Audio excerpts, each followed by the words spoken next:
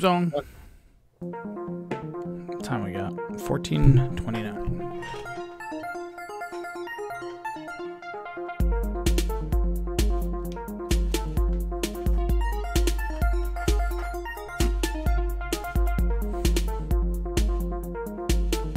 Are finger guns still cool?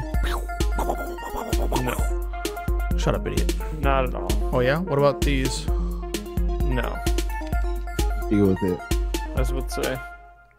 Don't you My restart on me? Cool. They change. Don't My ever- glasses change color. You are listening to episode 101 of Paper Player. Yes, that's right. We have 101 Dalmatians. What's the big deal? What of it? I'm joined with Josh. I'm joined with Josh and JB. Jeff can't make it because he's going to a concert and he's being cool. But Hey, you know is who he that these cool? are? I got sunglasses. For what it's worth, that is cool. He's probably not even rocking sunglasses inside, so it ain't that cool. I was about to say, you know whose these are? Oh, you bitch. Yeah, I guarantee I'm you- way cooler. I stole yours. Theft.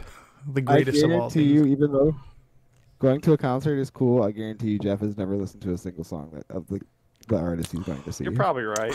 Dude, I wouldn't be surprised. I guarantee it. before we get into this, Hey, man, sometimes you do things. I got a story about a reasons. concert. Jeff So just doesn't listen to music really. my dad I mean, was he puts it on at work. when I was like 14, my dad was like trying to connect with me. I was like, all right, cool. And he's like, we're going to go to this concert. I was like, all right. And then he would put on his cool rock outfit, which was just a black tee and jeans. And we go to this concert. I don't know the band. He doesn't know the band. And it is like the most unenjoyable experience. Because like one of the things about concerts is you kind of like the songs. Like, and a lot of people, the reason why they do cover bands are so popular at like festivals is because they play the hits.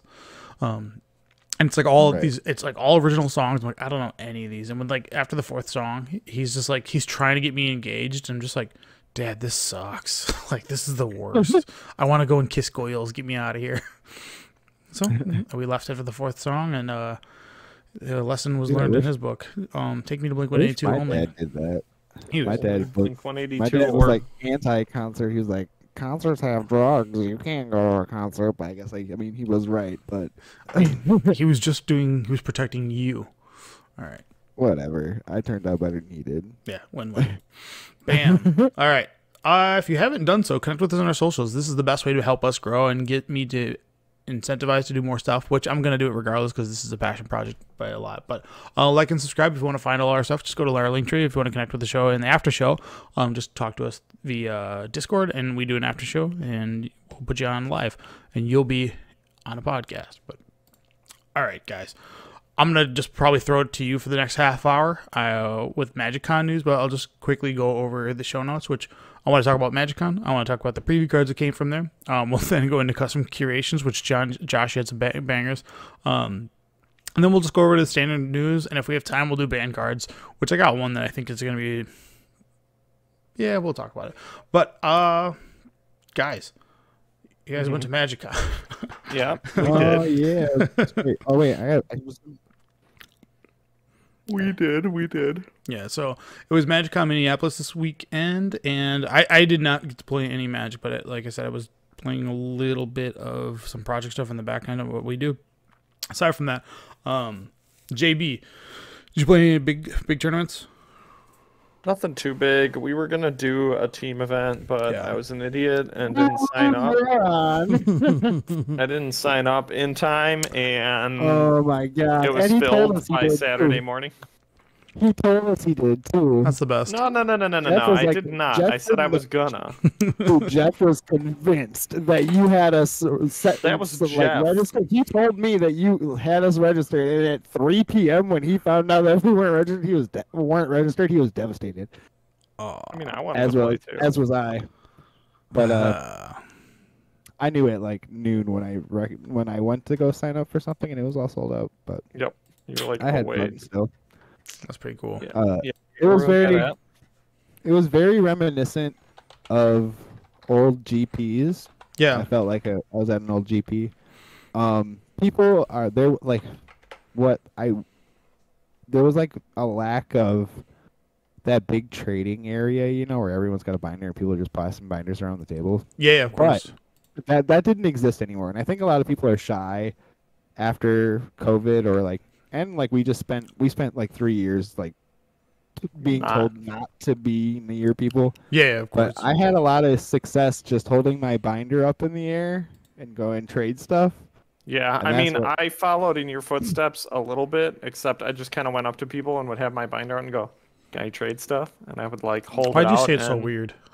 they'd either be like, "Yeah, yeah," or they'd, no, sorry. Nah, I don't do that. I don't want to get ripped off. I mean, I ended up getting 2 Shieldrids out of it, doing trades. And you got 2 more shield druids. That's about to be. Yeah, I got my $100, 4. I feel like I got my play set, baby. It's a good thing to have, man. It's a good problem. I like quickly got 2 shield druids for your JB.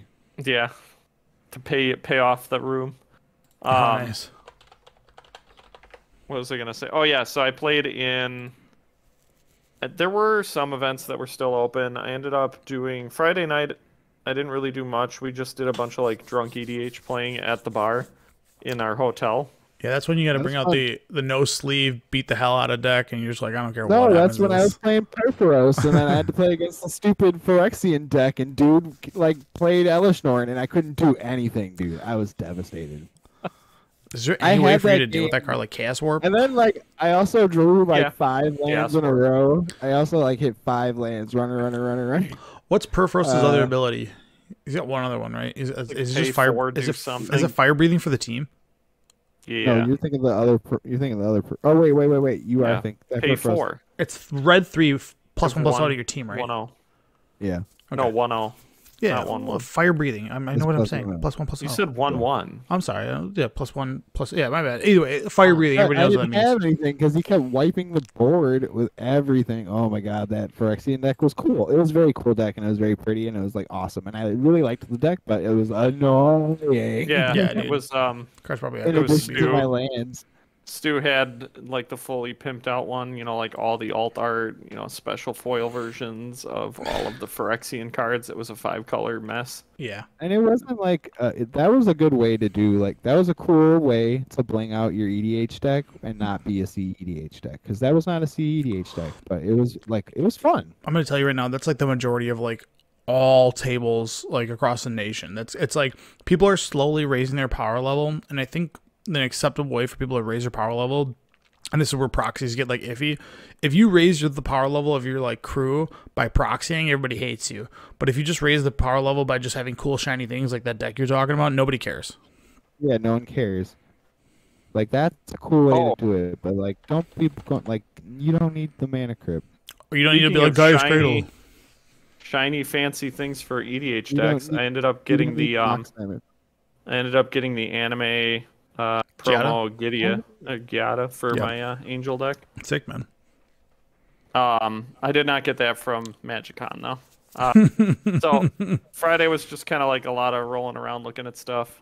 Was there a lot of dealers there? Oh yeah, there was. Was there a well, let me dealer think. hall? Yeah, there was probably like 12 to Oh, wasn't there? 15. Wish I was surprised or whatever. Yeah. Bernie's table. Who's? What is he doing? Bernie Mako or whatever. Yeah. I don't know. I had a lot of fun looking at stuff, and I did some trading in on Friday. Sure. Picked up a Mox Diamond, a Japanese Mox Diamond, which put me up to 3. Yeah. My biggest goal for the weekend was to find 2 Japanese Mox Diamonds to fully get my, lands deck Japanese. Yeah. And on Friday, I found another guy who had them, but he was like, I could do 650 for this one or 600 for this one. And I kind of looked at him, and like Haruya's got him at, after conversion rate or whatever, like 485 for like light play.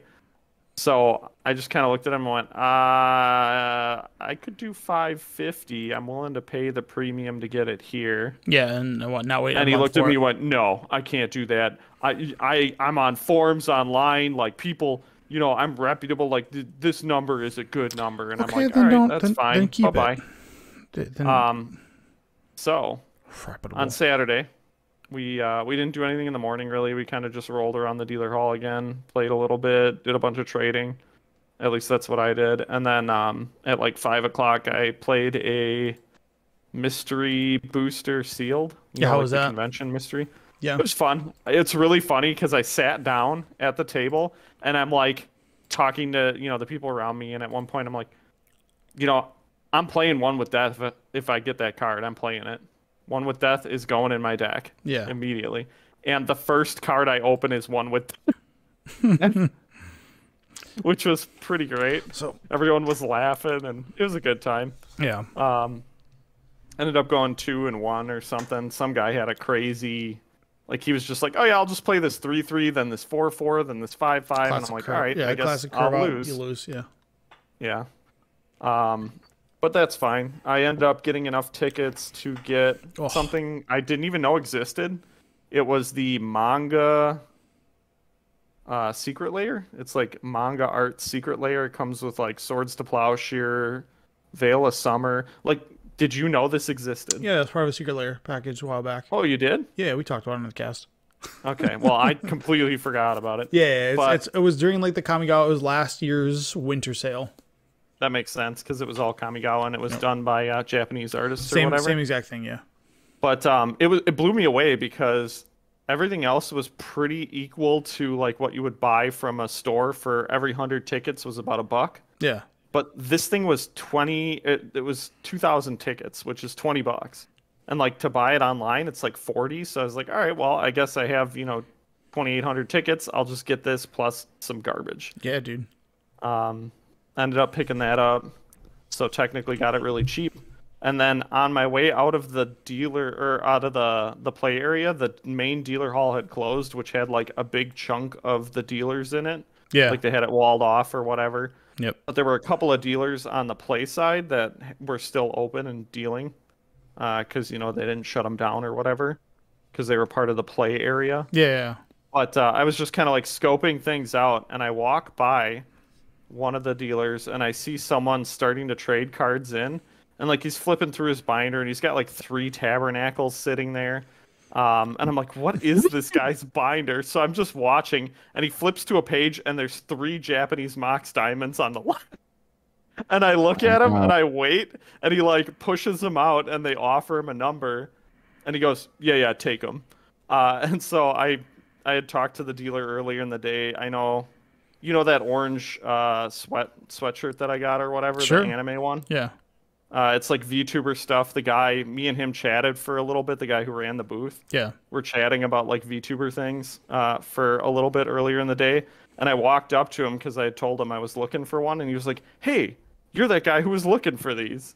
Yeah. And then he sold it to me for $5.20 or something like that, So which you is made a out. little bit over. But I was like, yes, instantly, I will take that. Sweet. No problem. And so I got my 4th Japanese Mox Diamonds, so the deck's fully, Japanese, which is great. That's fantastic, dude. So Basically don't have anything left to do with it other than, pick up like sideboard cards and various like alterations for the deck. So now that you're done with that project, do you have another project that you're gonna follow up with? I mean, I've already got blue-white and blue-white X decks in all Japanese too. Yeah. So like it was like a little bit to get the last bit that I needed at the con. I was picking up a bunch of random stuff. I picked up some stuff for Modern that was Japanese too, just because I was like, all right, I'll switch things out. And like a guy had a bunch of like cheap Japanese cards in his binder. Yeah. He's just like, yeah, I'll sell it to you for like 15% off of the English price. And I'm like, okay, I'll just buy everything that I need from you. Otherwise, I had those 2 big, those 2 pictures that I posted or sent to you guys or whatever of all the cards that came in over the weekend too. Yep. So I'm like done for now. Yeah. Like the next goal is to get like 8 casts done, but that's going to be a minute. You already have the Force of Wolves, so that's already a big thing. I guess the Ancient Tombs, you might already have those too. If you get those, City of Traders you'll be able to find though. It doesn't play City.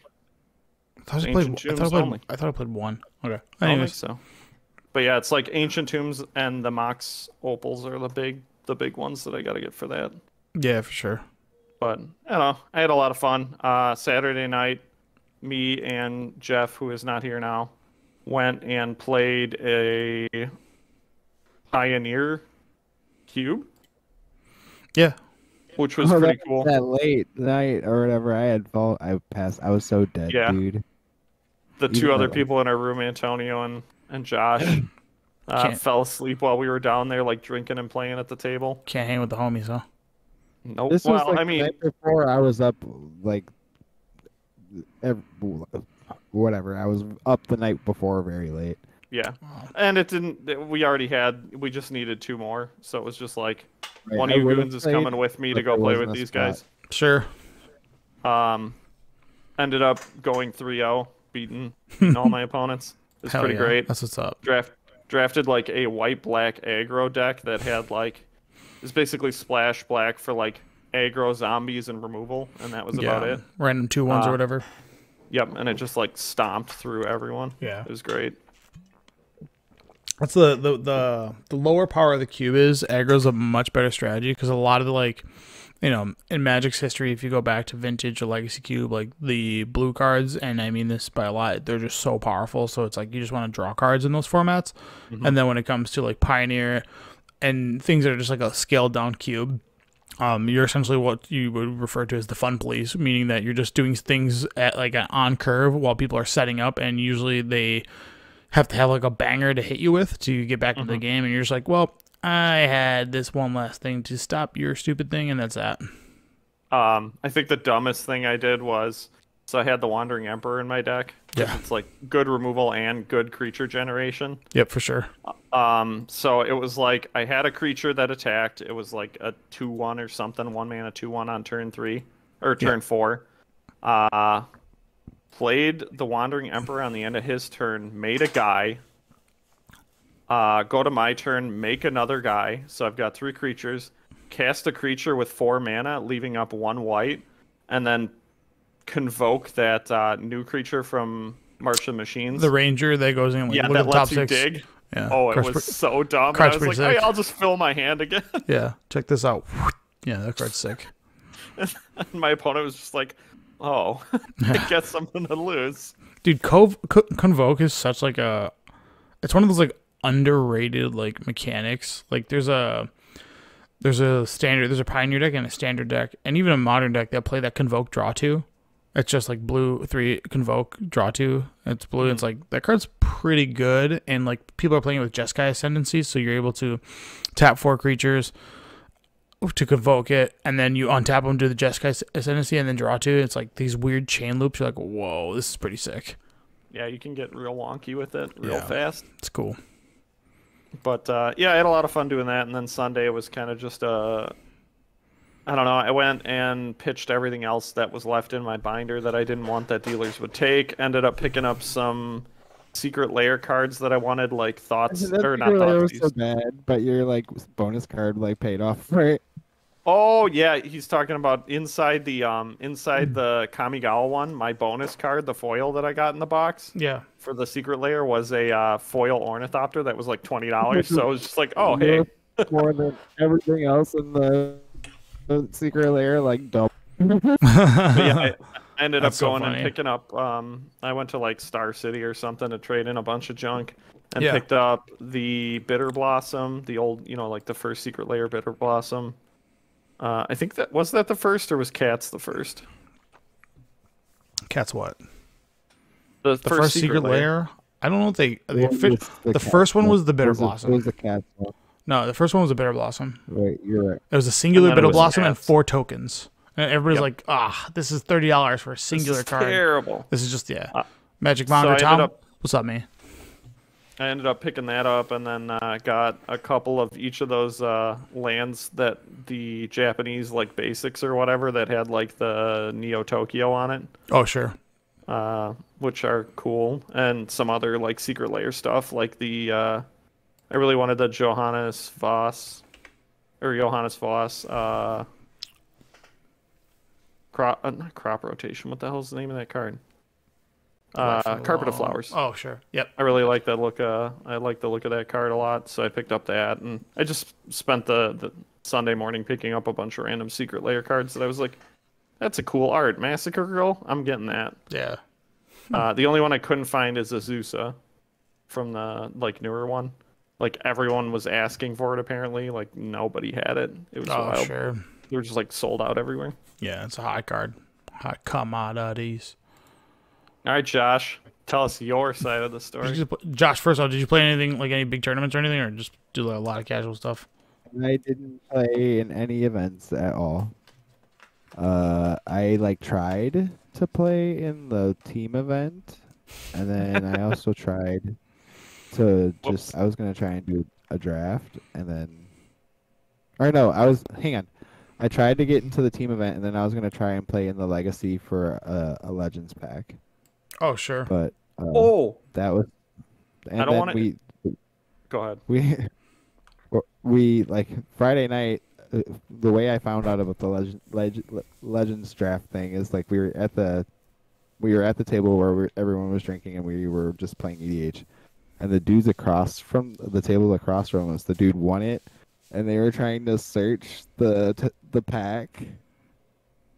And like they didn't have any tools to do it because like the And way they you're fucked up supposed the to do pack it or whatever. is use like a really thin piece of metal to push down each card individually, which leaves scratches on the pack. But then you can shine a light through it and see, because you've inched each card down out of the way, you can see as you peel through them the card, like the card cost and the card name through the foiling. Sure. And so they were like trying to do it with their fingers, and I'm like, dude, that's not going to work. And now everyone's going to know it's searched. Just open it. Yeah, you're at the point of no return. Like no one's buying this pack at face value if you have a dog turd in it, you know. Yep. Right. And like with you doing that, they're gonna think that you looked. I was like in a mind to search it. I was fun. I was laughing so I was hard. giving them more Search it. points. Yo, I know, I no. wanted them to search it. Ruin the pack. Ruin your winnings. They were- whatever. They were buying them for $100. I would have just opened it. The dealers were like, "I'll give you $100," is what I heard when For someone Legend offered pack? one. Yeah, the Italian. Oh, whatever. There's like two I mean, cards in there. it's like $250 or something. What do you Oh, got? just You got like like a that. Italian Sylvan Library and No.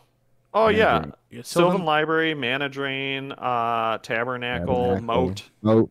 most of the maybe the Um, coolest one because Moat hasn't seen. Chains. It's one of them. One of them. You're right. I think it's Chains of It's Mephistopheles. Chains. It's not the other It's one. It's not Chains. the Void or It's whatever. not Abyss. Abyss. Abyss. It's Chains. Okay.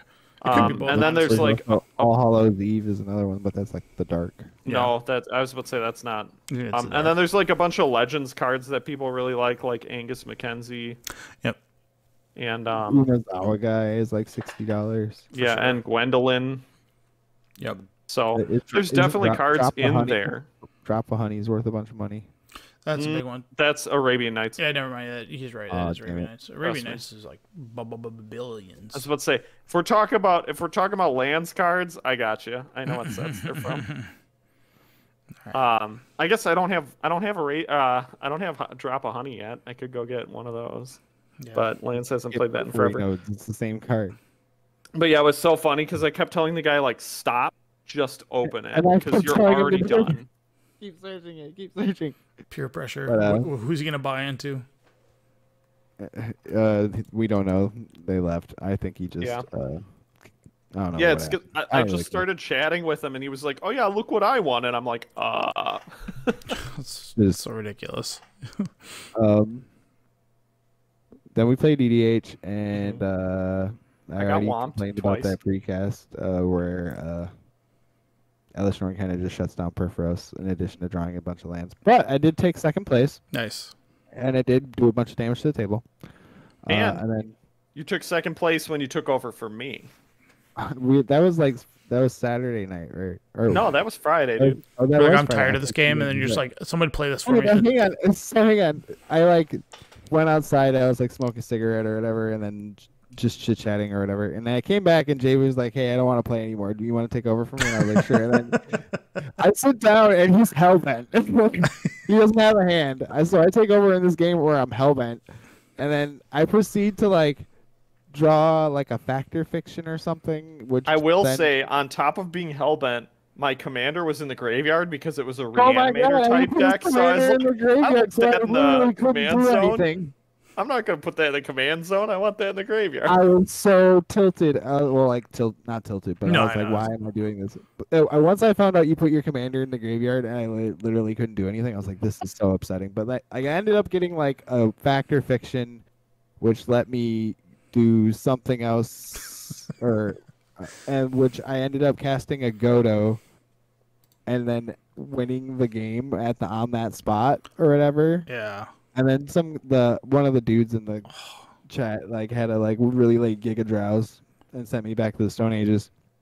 And then I almost won again and I got stopped again. Yeah. By eyes. You got beat by eyes, Dude. bud. Oh dude, that deck was so cool. He had this eye tribal deck, which I was a really big fan of. Everything That was had like an huge. eye pun in the name, or said like seer or sightless And in the that deck name. was cool. And it was Or like, in the cool. picture, it had eyeballs on like all the lands. Yeah. Dude, it was It was down to wild. his basic lands he had, and it wasn't just like one land. He had like different swamps that all So were sick. eyeballs and stuff. His That was the coolest his DDH commander deck I've ever was seen. Izoya, the Thousand Eyes or whatever. Yep. And he had a bunch of eye puns. He kept asking if people had Cyclops because he had that one in the card that does like 13 damage if it's a Cyclops. Like poking the eye or something. Anyways. Yeah, poking the eye. Dude, that's so stupid. It's great. Although he won, Uh, so I'm really happy he about won. that. Right. I got stopped twice. I had a great time. EDH was really great on Friday night. Yeah. I want to complain a little bit is that like I had bought a ticket for Friday, and we got there like literally we got to the door at 7 p.m. And they're like, you can't get in. Yeah, you can't getting badge registration ends at 7 p.m. Which is And I the was like, dumbest thing I've ever which heard is of. the dumbest thing I've ever heard. If you go to like- anime cons, they're open until like 11 Right. every night. Yeah, that's pretty Absolutely farty. stupid. That was like the down vote. Like my photo. Yeah, it was pretty Yeah. irritating. Um, Damn, Bro, that why bothered didn't you me post so my much. sick pictures of my game? But, I wasn't gonna do that. Not for you. Not for anybody. downvote. That sucks. I bet I couldn't register or I couldn't even get my badge to go in on Friday night that I paid money for. Yeah, Yeah. that's so And then lame. on Saturday, so I went Saturday, I like kind of like asked questions to the person and they wouldn't give me a refund either, and it was very off-putting. They Yeah. did give me the arcane signet though. I mean, I guess. I walked in and I was immediately blown away by the production and like the way it looked. I like Sure. it felt like a GP and it looked way better than it ever had. Well, it's not And, just like, like it's not centralized, right? Like it's not like 1,000 tables in the center and then the outskirts. It's like, from what I understand, it's scattered. Planned. Right? It was planned. It was planned. No. It looked- They had like a big chunk of tournament tables, and then on the outskirts of that, it was like some free play areas with like signs set up that said like legacy, looking for legacy games here, looking for commander, like competitive commander here. Yeah. Right. And then there was a free play area where it was just a bunch of circular tables that and was like just long like a tables. giant like almost lunchroom feel, but that room was cool too. Yeah, that's where but, they held the PT, like they had it in the center stage Yep. in that free play area. Yeah, I saw the layout of like where it was. It was kind of cool. It was obviously it was obvious that they put money into the production, and that's Yep. like a hats Which off is good. on that. I mean, the badges, they're taking badge money, right? So it's not like it's Yeah. free. It's common. It's like you guys are paying, not only vendors are paying them, and you guys are paying for like to gain entry. So like there should be something, you know.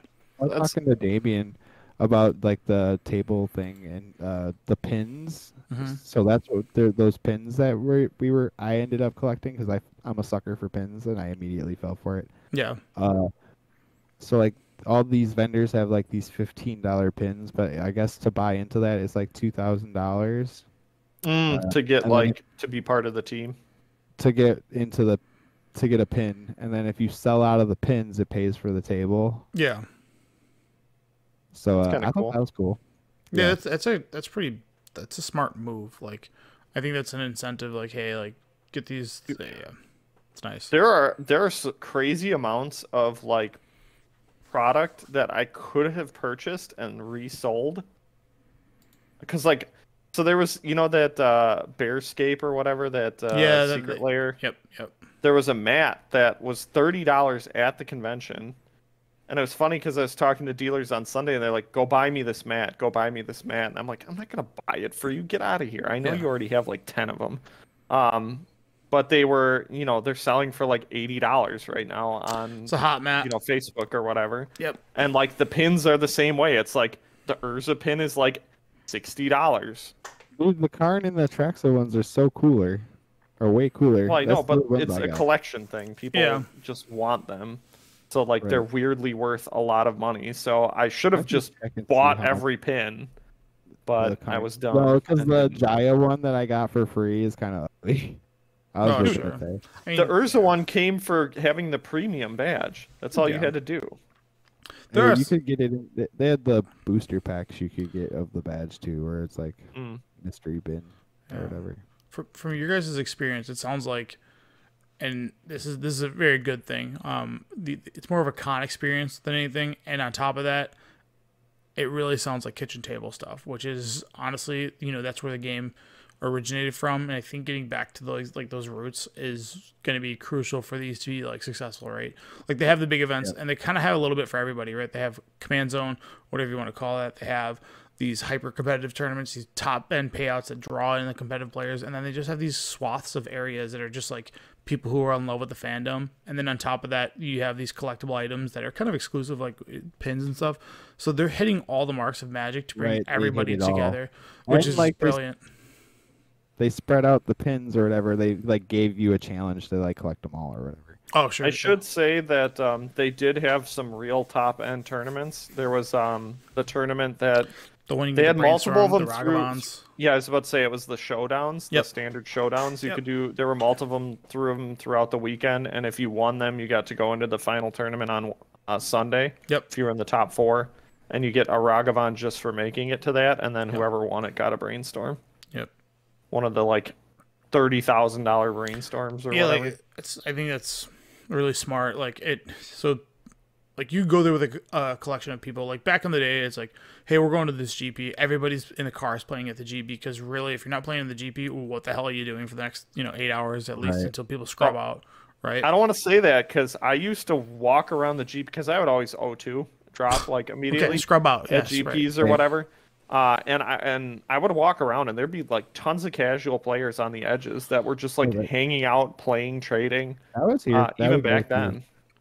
But they weren't areas focused for it. There was just like, here's extra tables for it. And then obviously then side events popped off. And that's kind of where the GP made their extra money, where it was able to utilize their judges from going down from like a judge of staff of like 60 down to like 15 because, as people drop the amount of tables. And then day 2, it's like, 3,000 people enter the GP, 212 people day 2. Your judge count just needs to go down significantly, And then you have like side events or whatever. But the one thing I will complain about is for the price of the badge, I guess there's part of me that's like, I wish it was more like anime conventions and comic conventions where there's like panels that are held by randoms, not important people in the community, like not figureheads. Yeah.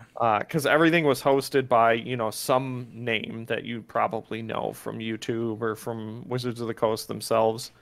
Sure. And I would like to have, panels like by some goober who says, here's the banned cards that need to be unbanned, and here's my list of reasons why. Let's argue about it for an hour. Oh yeah, I want that. You mean this podcast? Yes, exactly. I want this podcast in real life.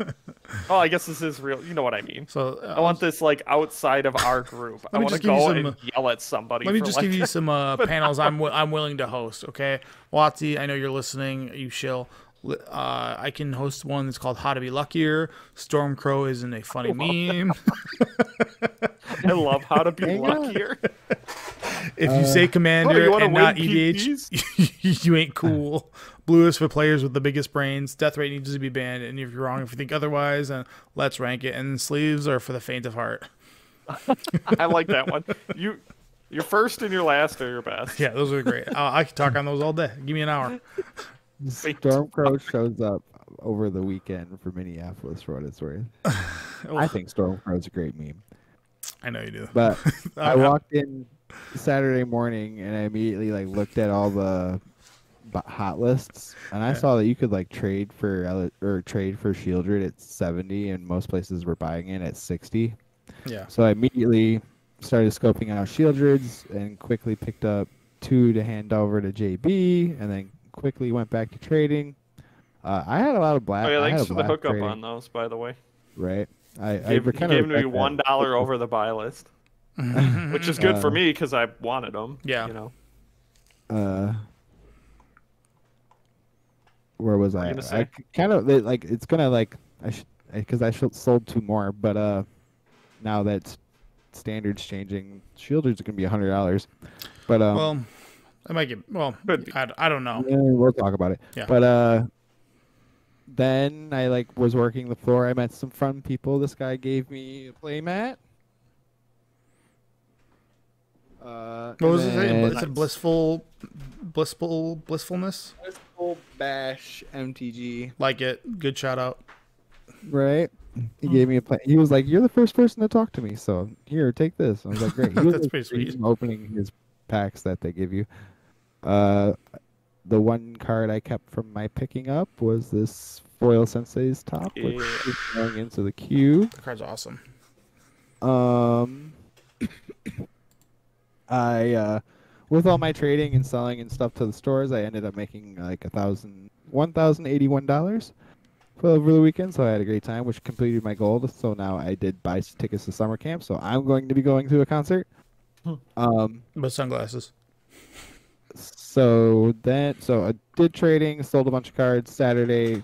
Everyone was kind of scattered, and then I got to dinner time, so I went and walked to like a nice burger place down the street. Had this like dope burger. All right. Came back. I need your opinions on this immediately. I'm waiting. To go to a Chinese restaurant, are you ordering ribs? Yeah. Sometimes it depends on where you're going. Yeah. If you're getting Why? So Why do you look at a Chinese menu and go, so the ribs are my option? You're thinking like ribs that are like Kansas City style ribs. They're right, it's different. like, dude, like Chinese food.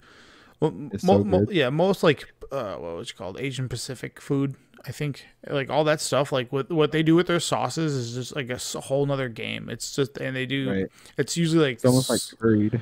yeah, it's like always like a soy sauce blend, and soy sauce rules, and like mixing that with like other like spices always just like kicks it up a notch. And there's like nothing in like the American cuisine that comes even close to those like sauces. They have the best on the market, man.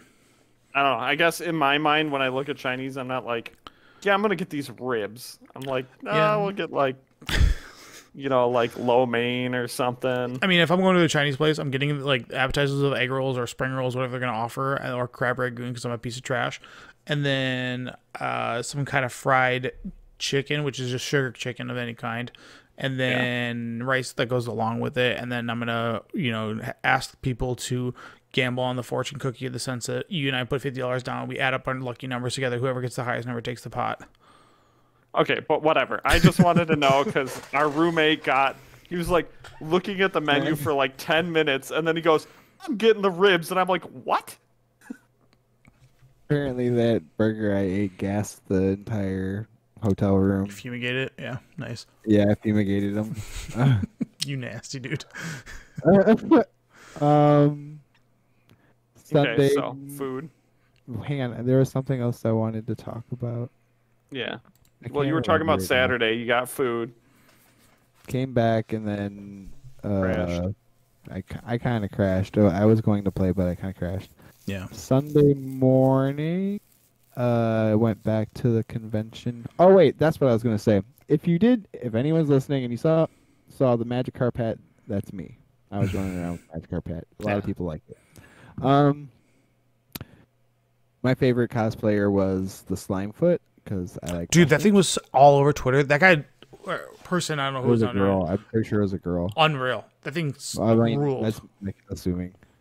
Yeah, That costume was top tier. Like it looks there so was like clean. the Elspeth that was really well done and whatever. There's like a really like cool like other ones, but that one, the Slimefoot one, you could tell like they put a lot of work into that. dude, every photo I saw, they just looked amazing. Right. Was the giant winged person Elspeth? Probably. Okay. I mean, I don't know. Those wings were huge. Those things were like the size of the hallway. I was like, what is this? Nobody's no line cutting here. Sunday, I went to, and I was like, I moved the last of what I wanted to get rid of around the hot list, and then I kind of like dug around the art stuff, and I got like a print, and I ended up buying a T-shirt. I was hunting pins, and I like went to go get my John Avon stuff signed, but the line was like so Infinitely long. Yeah, It Avon's was, like, always forever. It's infinitely long, and it was like 5 signatures per pass, $3 a signature. I was like, Dude. I don't have an hour to give this guy, $15 and then have to do it again. Our like boy a- Ollie It's a very spent bad rate of pay for me. he spent all of Friday and then the first half of Saturday in line getting signatures. he's a Ollie, signature Shout outs to hunter. him. He's wild.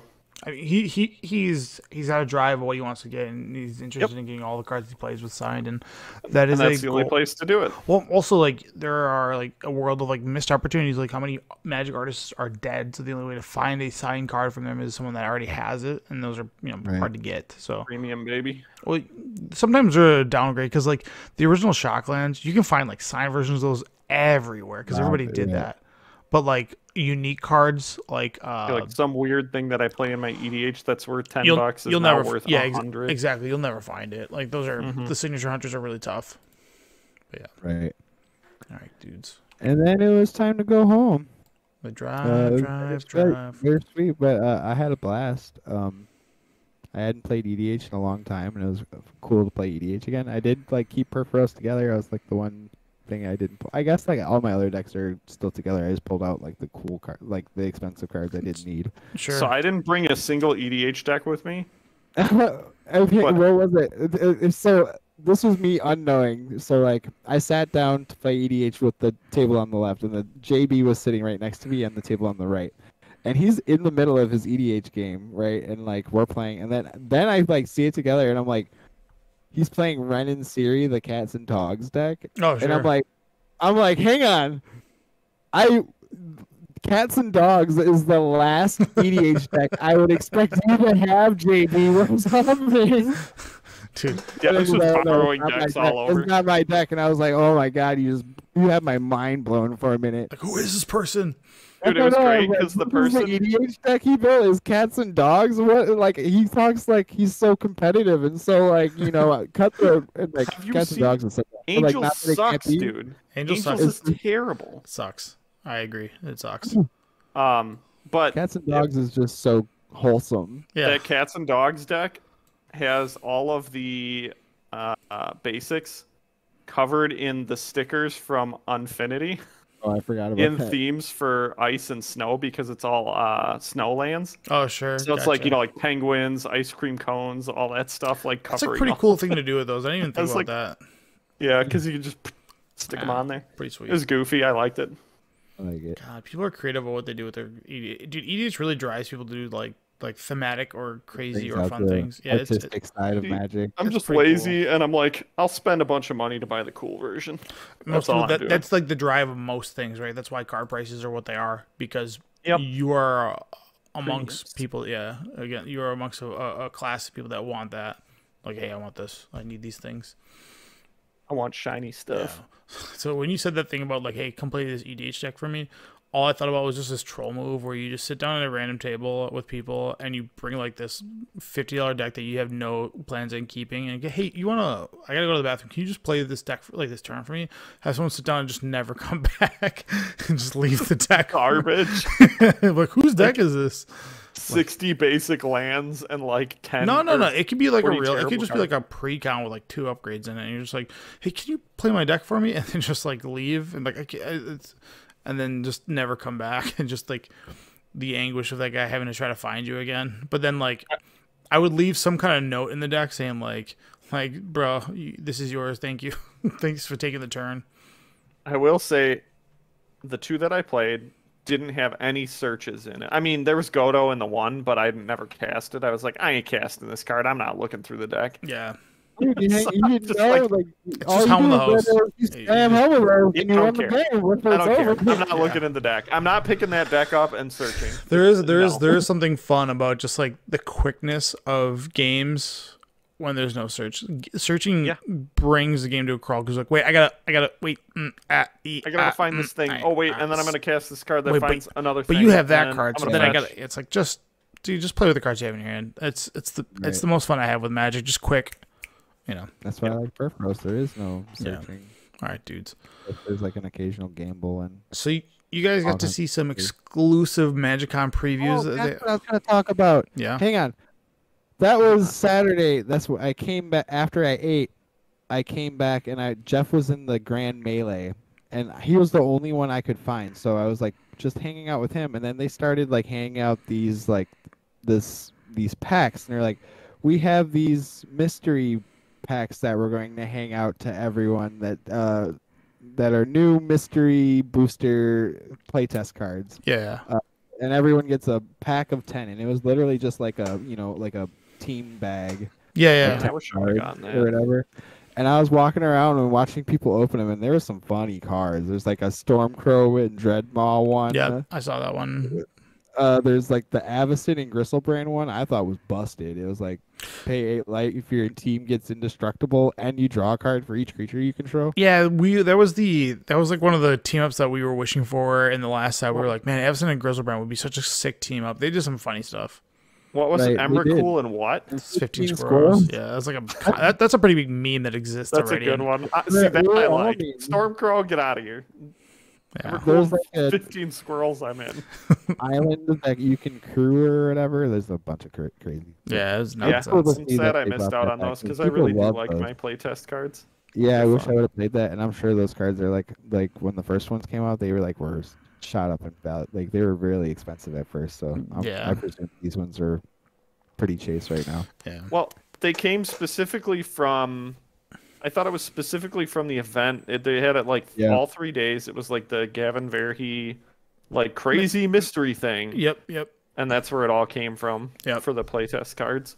One of the groups that we were hanging out with at the con ended up going to. I think they went to it on day 2 or day 3, maybe. The rave or something. So, huh? Didn't you guys go to the rave? No, I wasn't paying $70 to get into that. That's a little aggressive, yeah. I didn't Yeah, know no. where it was. Hang on, it was like It was at a bar. Yeah, that's what it was. The money was for an open bar, and I was like, well, I don't drink. So. Yeah, can't do that. Well, thanks. Kind of no value there for you. I didn't mention this, but my tooth was like exploding on Thursday. Yeah, you had like a tooth infection. Yeah, whatever. Don't have to get into it, but essentially my tooth was all jacked up, so I was like, oh my god, Friday and Saturday are going to be miserable if I have to go through this kind of pain through those 2 days. Sure. And it just kind of went away, and I was like, okay. Not too bad. Just don't drink a bunch and we'll be fine. For sure. All right. So they did some spoilers there. They showed the Commander face cards, which now we know what they are. There's like the Jeskai Planeswalker one.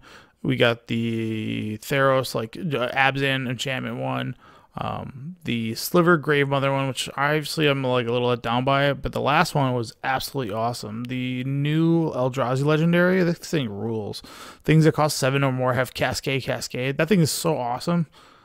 Like what a cool card that is. But does that Mississippi River deck play this? I don't know what the hell that is. You know what? It's that legacy deck where you like continuously cascade until you hit Emrakul. It's like you cast a bunch. Sure, yep. I'm with you. Yeah. You play the lands that you have to sack, and you generate 2 mana or whatever, and you hyper ramp into a 6-drop cascade a bunch. Sure. I just wonder if Cloud Post would ever consider this card. That's all. It's like a one of. But yeah. I don't know, man. It's tough because that deck has like its 4 payoffs or whatever, and then everything else is kind of just building to it. And then they showed the I saw that. Commander Masters personal tutors. Essentially, if you're holding on to your P3K cards, it's probably too late to sell them because everybody's scared. I was trying to pick up there was a guy who had a P3K 3 visits, and he wouldn't trade it to me. Yeah. Dude, it was so funny because I was walking around the dealer hall on Friday and like looking at the prices, and personal tutors were out or whatever, and like they announced the card while I was roaming the floor, Yeah. and all the dealers started like pulling their personal tutors. Let me grab this. Saturday, they were all relabeled for a cheaper price. Yeah. I was dying. I was like, oh, They're just trying to great. move them because, like, once these get into circulation, like, the desire it's for just those gonna is explode. pretty much gone. And they have a pimped version of them and so forth. But they showed the Savala. Like, this art style of, like, this hue of just, like, one color with, like, this focused art, I think is pretty cool. Lord of the Rings set. So they revealed some pretty hot ones from here. We're not going to go over the cards, but there's one I'd like to talk about, which I think is dude. EDH staple. Have to have it. You'd have to own it. It's insane. Manadork is dumb. Oh, here. The ring. What tempting does. So for those of you that love Shahrazad, the game is becoming more like Shahrazad because we have, you have Initiative, you have Monarch, you have the Ring, you have Dungeons. There's a card in the playtest cards. You have Wait, stickers. what do you mean more like Shahrazad? So Yeah. a lot of games of Magic, as they make new mechanics, and it seems like they've maxed out their ideas of like the card itself, right? Because everything is like generically kicker. So to kind of get away from kicker, they do these sub game cards, which is like dungeons, emblems, the ring. Tempting. Yeah, so this has a ton of words on it. Essentially, the ring doesn't have any downside, which people are like not too keen on because it sounds like it should have had a downside. But Well, I mean, the ring has a downside in the movie. yeah, what I'm saying is there is no downside. All the things are beneficial, but they talked. But Rosewater did talk about that and said like, hey, cards that have downsides nobody likes, and it's like okay, good point. Anyways, it has the mechanic and it showed what the tempting does, and tempting has an emblem and you have stages, and every time you've been tempted, you gain an ability permanently. You can't gain them; they don't stack. And there's 4 different abilities, and essentially you have to target a creature to become a ring bearer. So the ring bearer is legendary. So let's say if you target a noble hierarch, it becomes a legendary noble hierarch, which is interesting in the sense that if you have a noble hierarch that's legendary and you play a second one, one has to die because you can only have one name of a legendary card. So I believe, oh maybe not. Never mind. I take that back. Never mind. If they're both legendary. So anyways, and then it's got other abilities where it draws draws cards and discards cards, and then it also has this weird pseudo death touch. And then lastly, if deals combat damage, each opponent loses 3 lives. So it's got some EDH themes in there too. I don't know how this is going to play. It's hard to say. Initiative was a thing, and now that we kind of have initiative as the bar, these things are similar to it, and the amount of like things that have tempt, which you'll see right here, things just have ETB temps, and so I don't know how to Evaluate. Yeah, it's no idea. And this is so a lot of the face cards that might exist to say tempt are going to be like it's all based on is tempting good, and that's like what initiative was, right? The White Plume Adventure. I would say that's what's really funny is because when we looked at those cards when they were coming out, nobody considered this them. is nothing. Yeah, and then you play with them, you're like, well, what does this do? And then the world. I can't take it back. Correct. So I guess I lose. Yeah, so they have other cards that they revealed too, like Sauron, which is pretty cool. Do you lose your ring abilities if your legendary creature that's the designated ring bearer dies? Nope. So the ring tempts you. So the ring. Tell me what they are, because I have no idea. Okay. I didn't look at it at all. I have it posted right now. So the ring tempts you. As a ring tempts you, you get an emblem named the ring if you don't have one. Then your emblem gains its next ability, and you choose a creature you control to become the ring bearer. The ring can tempt you even if you don't have a creature or you control a creature. The ring gains its abilities in orders from top to bottom. Once it has the ability, it has that ability for the rest of the game. And each time the ring tempts you, you must choose a creature if you control one. And then lastly, each player can only have one emblem named their ring and only one ring bearer at a time. So what ends up happening is you get tempted, you choose a creature, that creature gains these abilities, and the first one's like nothing, right? It's just like your creature's legendary and it can't be blocked with creatures with greater power. So boom, right there. If you have a 1/1, they have a team of 4/4s, your 1/1 can't be blocked. Secondly, the follow-up ability when you get tempted for a second time, whenever your ring bearer attacks, draw a card, then discard a card. So looting, pretty strong. The third one, When your ring bearer becomes blocked by a creature, that creature's controller sacrifices it at the end of combat. So assuming that you attack with like a 1/4 and they block with a 1/4, that 1/4 is going to die due to like some pseudo weird death touch. It's not actually death touch, it's some form of it. It's like an old wording of it. And then lastly, when your ring bearer deals combat damage to a player, each opponent loses 3 life. So you're attacking on a bolt to every time you deal damage with the ring bearer. So, or combat damage, let me rephrase that. So I guess my question is, you have to have a creature for it. yeah. Whatever. We could argue about whether or not it's good enough to play, but we'll not know until someone really goes to town on it. Right. So it involves combat. The way And you have to have a certain thing that makes the ring tempt you. Yeah, so you have to put a card in there that specifically does that. Correct. So they revealed a few uncommons, and they have things that are cheap, right? So they have this one like Frodo or another legendary creature enters. So you can get up to your full temptation with like, and by turn 3 you can have that thing maxed out, where all of a sudden you have like a 1/3 Tetsumaku or whatever that card is that can't be blocked, that's dealing 4, right? You would somehow connect this to a creature that either is unblockable or has some form of hexproof that's low power, and then that's how you like invisible stalk would be ideal, right? It's coming back, boys. Yeah. Let's So when you're there, so you have to build the temptation, and this whole set's going to be around with like tempting, right? So the cards are going to be very how do I say, it's good, they're going to be very parasitic in the sense that they can't branch out to other cards, similar to how the adventure and initiative was. So is this going to be the initiative? No idea. All these new like sub games of Magic cards are so hard. You have to play a card that tempts you in order to move forward with the ring. Oh yeah. So you'd have to stick like 8 of these cards in order to actually work your way up the ring. So they made so the mythic that they did, the Frodo, right? If you've been tempted 5 times, you win the game by connecting with that card. So like and it's a 1-drop for white. It's a 1/2. So like there's really, yes. Wow. So again, we didn't know what the temptation does, but now we know that if you've been tempted and Frodo's your ring bearer, he can't be blocked by larger creatures. So if you're playing your stupid 8/8 Murktide, I can just dummy with this Frodo, activate his ability once I've been tempted for the 5th time, and then win the game. It's these so they're. Again, no concept, no understanding of it. Yeah, I just don't know. And it could be just like this weird protect the king, like give my thing hexproof 20 different times and just tempt you, right? And then play a sub game of Magic, essentially. That's kind of like what the initiative does. But again, to a degree, but like the initiative activates on its own, right? So it's obviously there may be a card that says tempt every turn or whatever, like the other ring or Sauron. They had there's this whole set's like theme is all going to be like.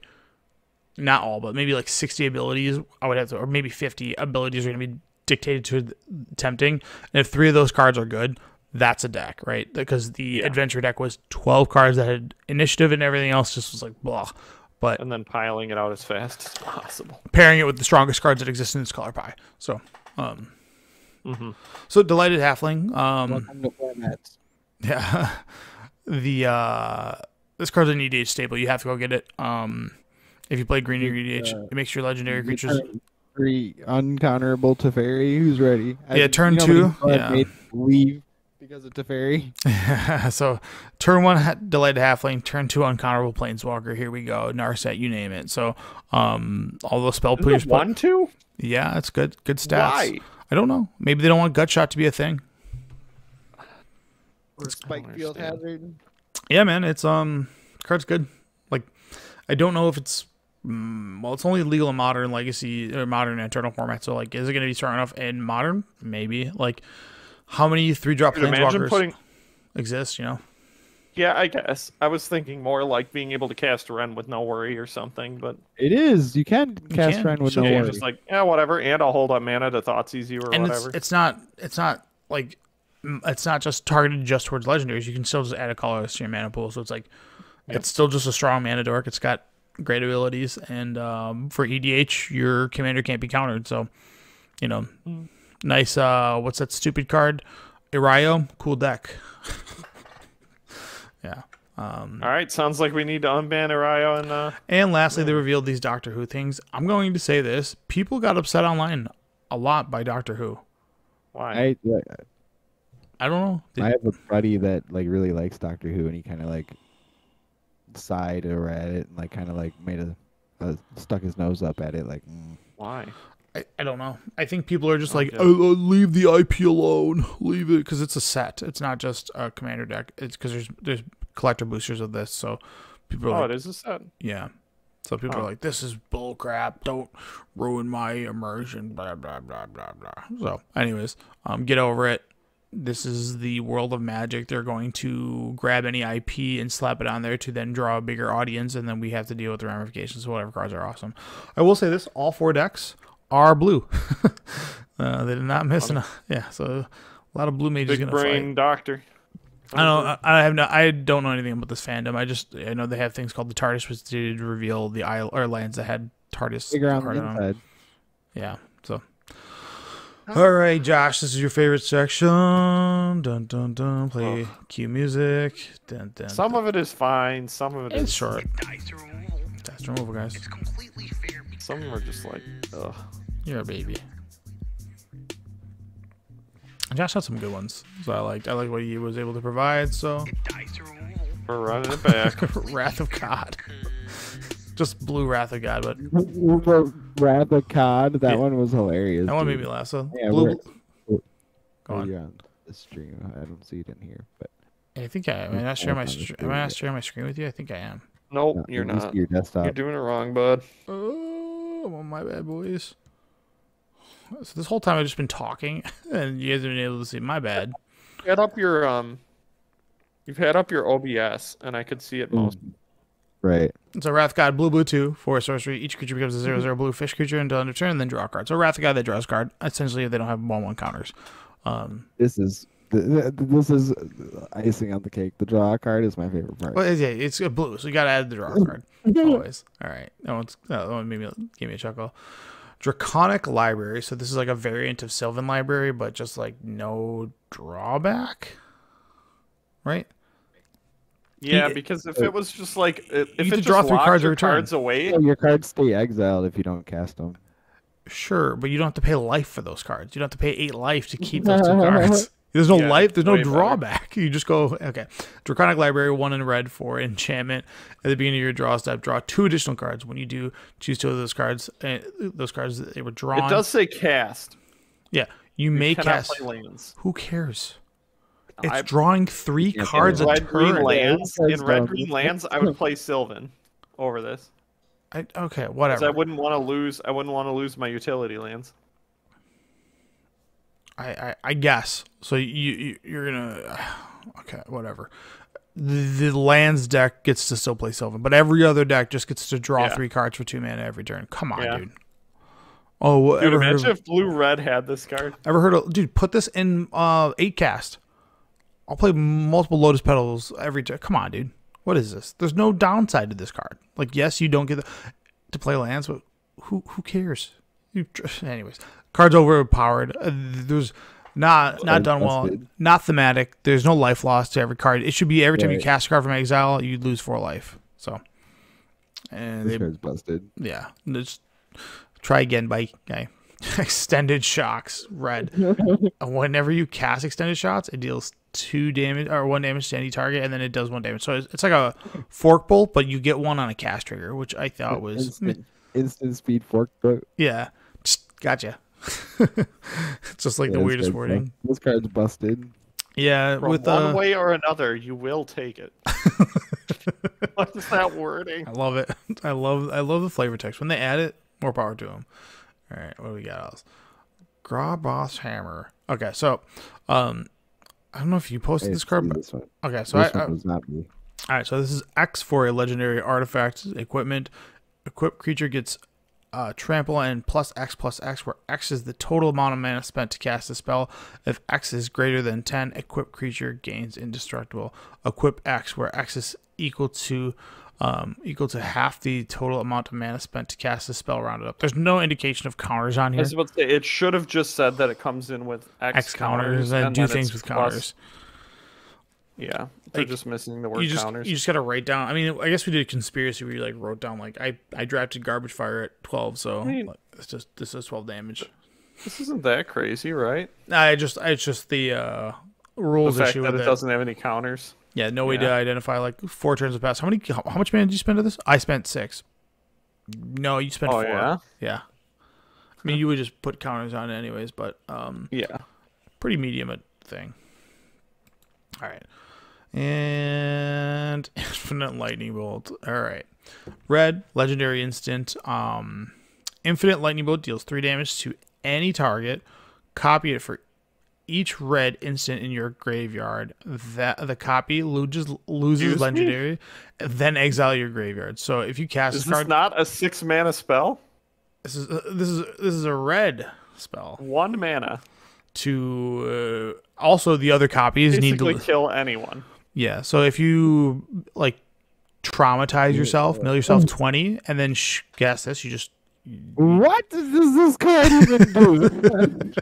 Destroys people. It says, it's hey, legendary. check this out. I'll play a bunch of free spells that cost life, and then I'll just kill you.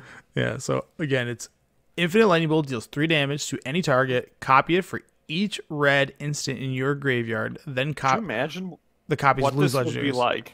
Could you imagine what this would be like Yeah, if... brain freeze yourself one time, and you're just like Not even "Alright, take it." brain freeze. If you just did like... Traumatize. No, the prowess deck already. Yeah. It cycles through so many red cards in like Oh yeah, yeah, 2 yeah. turns. The whole I don't know why it's a legendary instant either. There's no reason. Metamorphose? And is there some kind of rule that you can't have multiple legendary copies on the stack? Why does it lose Why do the copies lose legendary? Right, that's not Legendary It's only applies to permanents, buddy. Have they done a legendary spell? Yeah, they have. They did. Yeah, legendary sorcerers. Yeah, and they have to. You have to control legendary to cast them. That was the Like keyword, Karn's, that's right. Karn's, Temporal Sign. All those cards actually ended up sucking. Not a single one was good. Yeah. Well, because it's always like impossible to pull off. Well, it was like they were intended for EDH, and they're like the effects just sucked. They're like, what does this do? They still suck. Like they weren't good. Like the idea of like a legendary instant or legendary, we'll call it an epic card. They should just be like, hey, this card's epic. You can have 1 copy in your deck.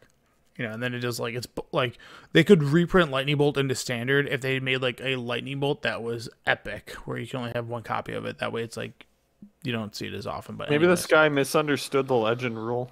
Yeah, well, he thought it applies to He was instances. like, when I cast something, it's legend rule. But not if I immediately. cast in like a Venser, right, and you cast yours in response to mine casting, they don't both die because they're on the stack. like just although the losing they legendary part. should, Yeah, I mean, yeah, 2 legendaries, yeah, they should. both of them die. All right, that's all we got. Go for back custom- to it. Let's go back to it. No. All right. Bing, bong, boom. All right. Why Standard. are arena players mad about this? I need to understand. Because they play I don't get thousands this of games of Standard in a month, where everybody that goes to paper plays 4 games a week. Oh yeah, so they're this just like, is I'm how tired. this is how I feel. Yeah, that's how everybody feels. Everybody's like, I don't play Arena Standard, so this doesn't affect me at all. And everybody who plays Standard, like in stores, they're just like, great. Like my cards Cool. have longevity. I don't have to buy new cards as much. Well, I still have to buy new cards, but like I can keep a lot of my old ones that still work well. Yes, sir. Yes, sir. So, for those of you And, guys like- that don't know, Standard is not having a rotation this September. They're actually extending it by 1 more year, and now the pool of cards will be a collection of 3 years. So now instead of it being a 2-year block, it's now a 3-year block. So things have extensions on them. Like Josh Right. said, shielders are gonna be $100. Shield's just gonna be $100. Yep. What Wizards really needs to do is put a code in a pack, and you will watch people going. You will watch stores playing drafts, firing nonstop if you can get an arena code for a pack. And it's like it would be the best thing they could do for their Yeah. for their product. That freaked me out. I went to look up shielded prices, and I was like $119, and then I realized it was the like pre-release card. one. Yeah, the premium one. Sure. Pre-release card. I was like, oh okay. All right, so they showed this, like what Josh is saying. Well, I'm going to circle back to that, and we'll talk about why Standard failed in the first place eventually. But the Standard metagame, they showed Rakdos midrange, Grixis midrange, Esper Legends, all these decks. Like Grixis and midrange, essentially, of the field, like 90 people are playing Kiki Jiki, which is a big deal. And then, you go to Grixis Reanimator, Rakdos Reanimator, Domain Control, 5-color Ramp. All these decks, every single one of them, Jeskai, Rakdos Breach, every single one of those decks are playing Kiki or Fable the Mirror Breaker. Yep. Cards. Unreal. So for those that play Standard, don't worry. Fable the Mirror Breaker is great in Pioneer. It's great in Modern. It's great in Legacy. So like your value of that card's not going to go anywhere. But the card is getting banned. I can't imagine a world where it's another year of this, right? Yeah, it just generates too much value. It's insane for standard. The craziest thing is if the card was if it was a creature before it became an enchantment, it would totally be like a viable like, oh, you just Right. the classic You throw it out. yeah. But now it's like Highest removal. yeah, it does. It sure does. It does the classic. Not anymore. So yeah, it being an enchantment just makes it hard to interact with, and that's really where the card like has a flaw in the design. It's too powerful for the abilities, and it also makes a 2/2 right from the get-go, so you get a lot of value. Anyways, That's the problem with standard is that all these all the sets that we get now, like there's got to be these EDH cards in standard or in the set Yeah. to get people to buy. The Wizards thinks that people will buy the packs Yeah. because there's these EDH cards in there, and then like one or two like format staples slips through because Yeah. everything is super pushed. And that becomes your format because, like Tony was saying, this card's good in Legacy. Why wouldn't it be good in a format full of EDH cards? It's Well- good. It's good at everything. I was about to say that's not always the best measure. Well, no, you're right. I mean, like Delver of Secrets was like the next time. Ass. Yeah, it's the first time it came around, it was good in Innistrad. I write down that timestamp. Innistrad fundamentally changed Magic. Yeah, but so with this metagame, they show the breakdown. Even the top 8 is just littered with this Rakdos control deck, and it really just comes down to like the deck is designed right now with this Blood Tithe Harvester, which is a push creature that makes a blood token. So it's also like a mini Kiki Jiki in that sense, and then it also just has like high damage output, and then also has a removal spell. So this like 2 mana 3/2 just does like everything you want to do, right? The list I'm showing you is Rakdos control. That one that had Xander, the new Xander in it, because you can double up your Invoke Despairs, double up your Duresses, double up your Go for the Throats, you name it. So How much does Blood Tithe Harvester cost? it's red black for 3/2. No. Cost. Oh, like the an price? uncommon. It's an uncommon. Yeah. It's Dollar bulk- two. Oh, it's an uncommon? yeah. Oh, I thought it was a rare. So it's like one of it's. I mean, it feels like a what's it called? It feels like a Bloodbraid Elf. Like it's just like a uncommon but really strong card, right? So that's just the way it kind of goes. Yeah, you can see Shieldreds are everywhere, but I'm gonna say this from a standard standpoint, and Shieldred being legendary helps it. But when I look at Shieldred as a whole, right, the card, it has an impact on the game, but it's not Kiki like Fable the Mirror Breaker. And I know this is never an argument to use, but Dice roll. the card, like from a stat standpoint, there are worlds where you can outpace it, right? You can get through it. You can beat it through just like value. Like there are, creatures that are larger than it, things that have ward that are bigger than it. It does have Death Touch, which is a random stat to have, but that card doesn't bother me. And I know that's going to be here to stay for another year, but you got Reckoner Bankbuster, which is a 2-mana draw card that is colorless that every deck's going to play. And you got Fable the Mirror Breaker. Those two cards are going to be really hard to deal with for the next upcoming year. And to main deck things like enchantment removal or artifact removal, you get completely punished by the guy that's playing White Weenie. And then he'll just, bust your chops with that stuff. So that's what standard looks like. After this metagame breakdown, a lot of people are just like, you know what? Like, we're not happy about this. And so this is unlucky from like a timing standpoint of them revealing this information. But I mean, they just actively go and ban more. That's it. Just go ban some stuff. so with standard, and I want to get back to Josh's point where it's like things are EDH pushed, right? And this is, I think, where we're running into a lot of problems. Once we start focusing everything to be EDH driven, every set's got to have 1 million legendaries. Everybody's got to get all, you name it. The cards have to go up in value, and now that everything's stamped with legendary, there's like this fail case that your legend needs to be powerful. So nobody wants to put a crappy legendary creature in their command zone, so things are just inherently better. Busted. Yeah. Which again has a problem with cards and longevity in standard, especially when they make ones like Shieldred or whatever, a Planeswalker that's going to be problematic. You're just gonna have to deal with it for that much longer. So back before Throne of Eldraine, which I think was before before that, the last great standard that we had was prior to War of this, or it was before War of the Spark came out. That was like acknowledged as a great standard environment. Do you remember that was like black green control, black green mid range, Jeskai mid range. Like Ravnica was out. Like it was a great set. Everybody loved kind of all the decks that existed, and there was kind of a variety of what was going on. That was judged as like the last great standard, and then War of the Spark came out, which kind of just ruined things because Teferi was just so unfun and Arena was dropping, and then we had the horrible years of Oko, Uro, and just like these fire design cards that were completely lopsided and one-sided. During that time too, there was also a giant push of commander products, which geared a lot of players from not only a terrible standard format, which I remember do you guys remember the energy that was like, we canceled the standard tournament because no one signed up, and then like that week they announced like Pioneers coming out, and they switched it, and they had like 300 people show up versus 7 signups for their standard tournament. Right.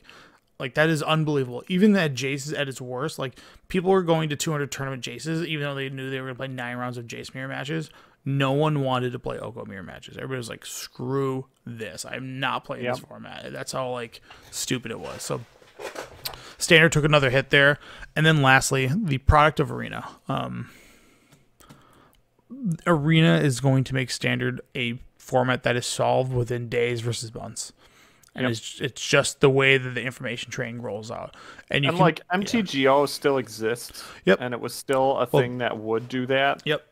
But it's in a lesser extent because people really hate the so we hate playing it. Well, yeah. So if we look at MTGO, and this is a little biased because cards take a little bit of a delay when they come out from like a supplemented product, but MTGO came out. It took about a month for Minsk and Boo to be figured out, and it took 3 more months after that for Initiative to came out. That is showing you a timeline of how long it takes people to discover something that's going on, right?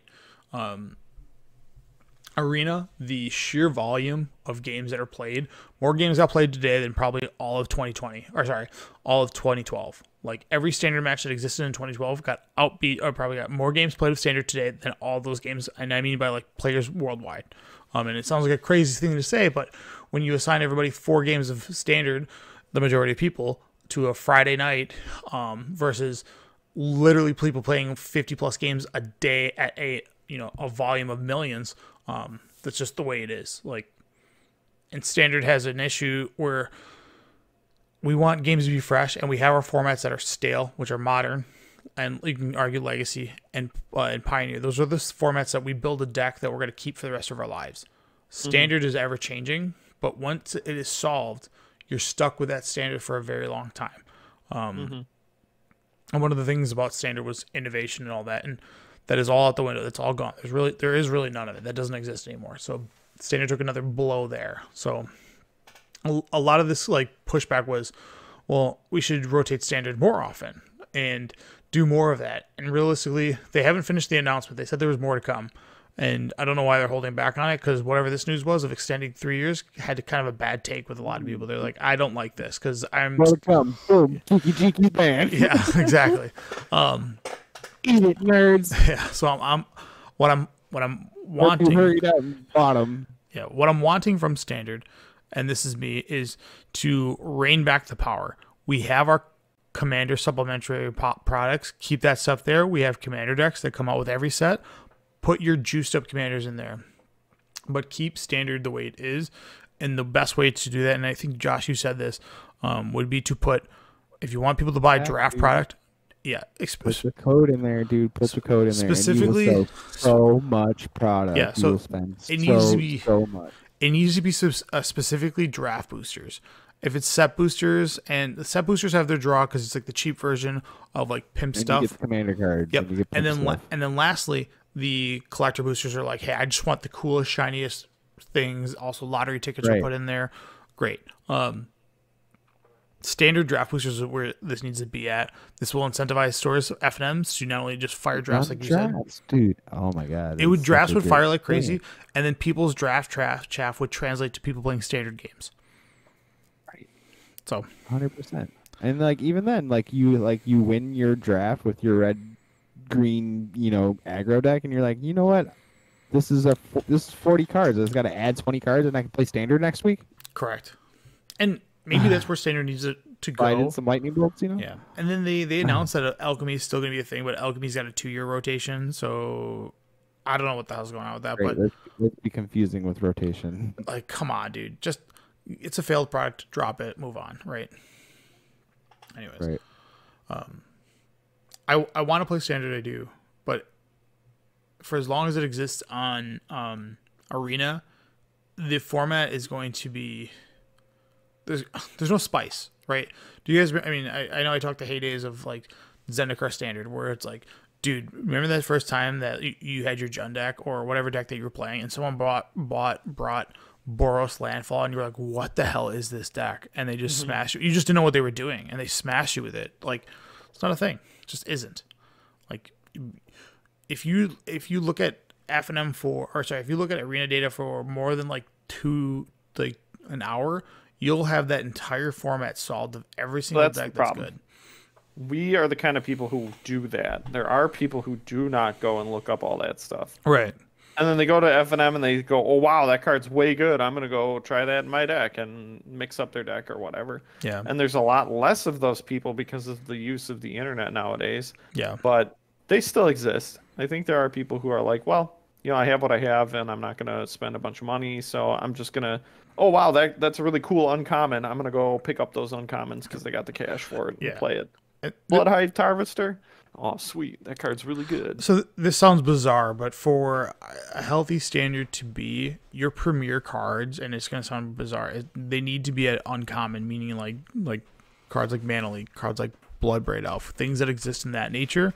So everybody's got access to them. They're cheap, and they also interact or bode well with the top-end mythics. You can always replace, like, let's say, a Shieldred with a different 4-drop black creature that's like similar in power, right? Like you could be like, you can get away with that. But if you're like uncommons are able to just like go toe to toe with these bombs, and the bombs of like Shieldred just push your deck a little bit versus just being the centerpiece of your deck, I think that's what would get people to start playing standard again. Yeah.